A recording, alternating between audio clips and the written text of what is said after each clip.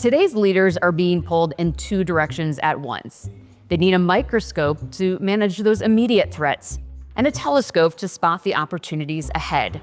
But are CEOs finding the right balance? Hello and welcome to Davos, Switzerland, and this special edition of Take on Tomorrow. I'm Sarah von Fischer. Today we are going inside the mind of CEOs as we explore the findings of PwC's 29th Global CEO Survey, where we surveyed more than 4,400 CEOs around the world. To help bring the findings to life, I'm so excited today to be joined by Dion Shango, Senior Partner of PwC Africa. Welcome, Dion. Thank you, Sarah. Thank you for having me. Yes, so excited to have you here. And Agnes Koops, PwC's Global Vice Chair, Global Chief Commercial Officer. Welcome to you, Agnes. Yeah, good morning, Sarah. You know, Dion, I think one of the big parts of the survey that we all found was that CEO confidence in near-term growth is down year over year. Yep. You know, threats like cyber, geopolitics is up. Yeah. So what do you think is driving this change? You are spot on, Sarah. CEOs are less confident about growth in their own organizations at about 30%, down from 38% last year, and the peak of about 56% in 2022. However, they still do have a fair degree of confidence about the outlook for the global economy, and indeed the things that are keeping them awake at night. Many CEOs saying that they are really concerned that they are not prepared for a cyber risk type attack on the organizations, so that's keeping them awake. And certainly macroeconomic volatility, and of course the uncertainty around global geopolitics and where that's going to land is something that is top of mind for them as well.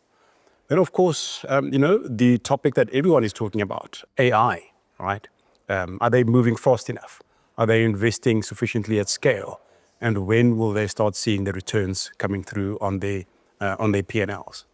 Agnes, you've been here in Davos for a few days now. So, what are you hearing from CEOs? Is this really aligned to what's top of mind for them?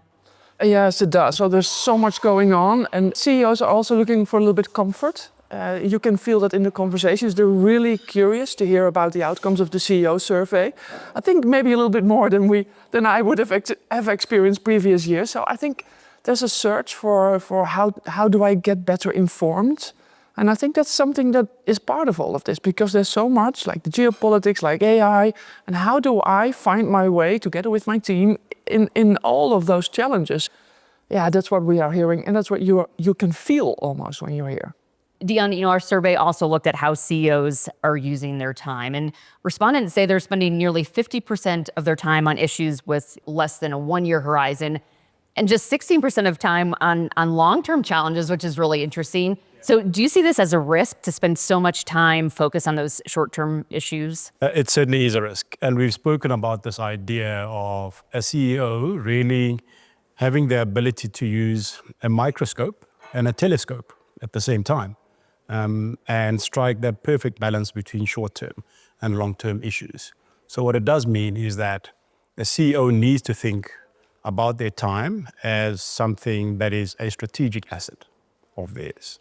And use that strategic asset with the same level of intensity, seriousness, as what they would with regards to capital allocation decision, talent acquisition, investment decision. And unfortunately, there is no playbook that will explain exactly how much time you spend on each particular topic. But you've just got to remember as a CEO that they are all equally important. And Dion, can I ask you, how are you doing that yourself? I was listening to you and I thought it's a challenge for us as well. The thing that I struggle with the most, right? You say as a leader, you have an open door policy, but how much time do you spend sitting back, thinking strategically about the business? How much time do you spend analyzing external information and studying the environment in which you operate? How much time do you spend with clients and customers, right? So there is no right or wrong answer, but a CEO needs to do their best. Agnes, one area where it doesn't feel like CEOs are getting the balance quite right is around AI. And I know we've mentioned this a little bit here in the show so far, but really interesting to me, the data showing about 12% are getting, cost revenue benefits from AI now, significant cost and revenue benefits, but 56% are seeing neither. I guess, first of all, was that surprising to you? And what can those who are maybe in that 56% do to catch up? Yeah. To be fair, I don't think it was a surprise because we do see clients struggle with it. I had a conversation with a client and I asked this week and I said, so how far are you? I said, well, we just started. And I think so, how can you just get on the journey? Just get on board, get your foundations in order, think about your technology, think about the culture that you have. Are you deploying AI in a responsible way? Do you have your risk management in order? So I think it's really about thinking about this, making it work, and see it as a process maybe as well. Just go reflect again, like you're doing on the time issue, also on this one. Are you doing the right stuff to move it ahead? So, and what I learned yesterday, I found it really interesting as well, is that we are tended to talk about costs, but there's also a risk in it, because what's really important is that the people in your organization are coming along with you on that journey. And when you talk about cost, they immediately are threatened by the feeling, what does it mean for me? So I think we talk about our ROI, return on investment. I think it's much more interesting to talk about revenue and revenue generation because of AI, because it is less scary also for the people in the organization that have to come on board with you. So I thought, oh, that's an interesting insight I got yesterday. So a lot to do, I would say, but really process step by step and really taking the fundamentals serious. Yeah, I mean, the CEOs that I've spoken to this week have also spoken about the importance of having the right mindset.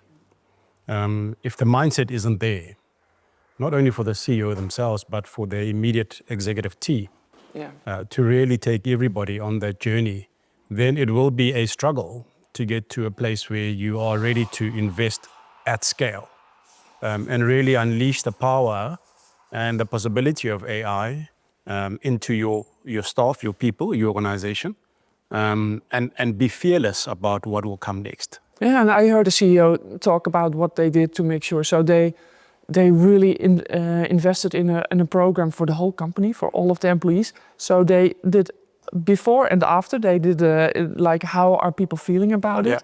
And it made such a big difference. And because people were just embracing AI and ready to get on with it. And I think when the workforce can actually try it out and they see their leaders excited, then you can see the benefits for yourself and for those around you, which is interesting. Yeah. Indeed. And Dion, you lead PwC Africa. You're in South Africa. You are in charge of our PwC Africa territories. So what about this part of the world? What is the pickup? What are you hearing from the workforce and from CEOs? Yeah, certainly. So there's a continued narrative that Africa is probably punching a little bit below its weight, in the sense that the continent has been blessed with this so-called demographic dividend, the youngest workforce of all continents, and what is seen to be the future global workforce for the world, really. But at that, we still see insufficient investment coming into Africa. I attended a very interesting session yesterday where the talk was about is there enough investment coming out of resources actually generated locally on the continent, which was quite a nice mindset shift in terms of the thinking that says investment always has to come out from the outside into the continent. Then certainly the issue has been raised that Africa has shown such a strong track record of being able to leapfrog certain technological advancements that this young population is mobile first. They are AI first. They are digital first. And so Africa has the opportunity to actually lead the world in terms of embracing a lot of these advancements. So lots of excitement about Africa. We just need to ensure the right leadership, the right policy frameworks, and ensure that we are able to attract investment at a steady rate.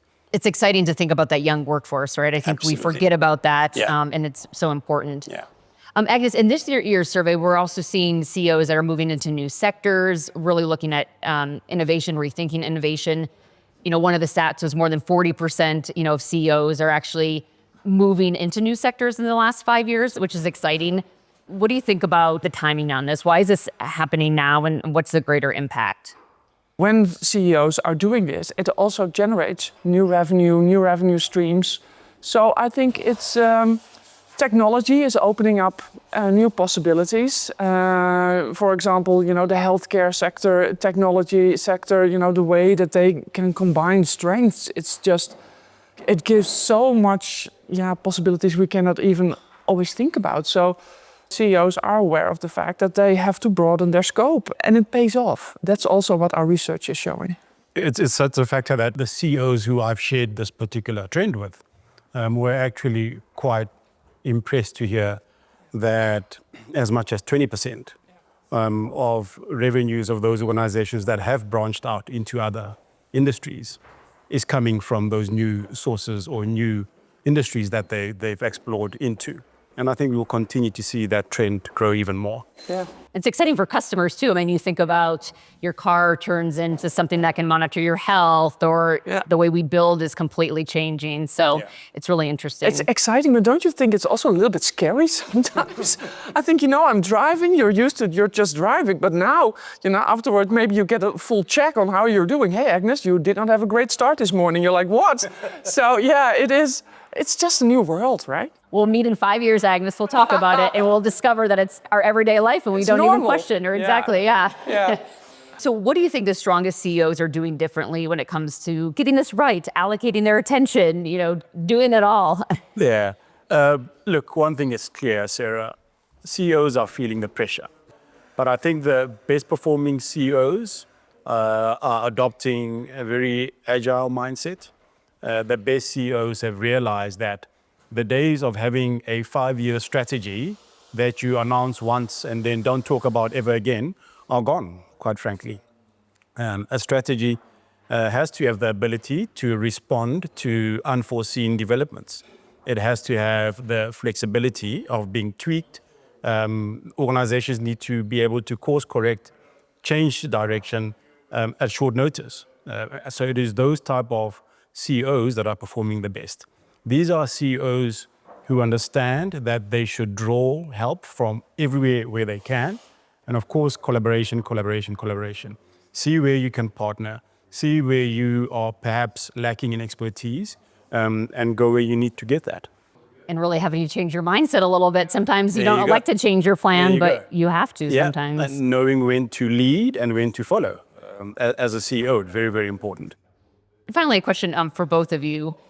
What is a big lesson from this survey, I guess, as we are looking forward to the rest of the year? Agnes, you can start with you.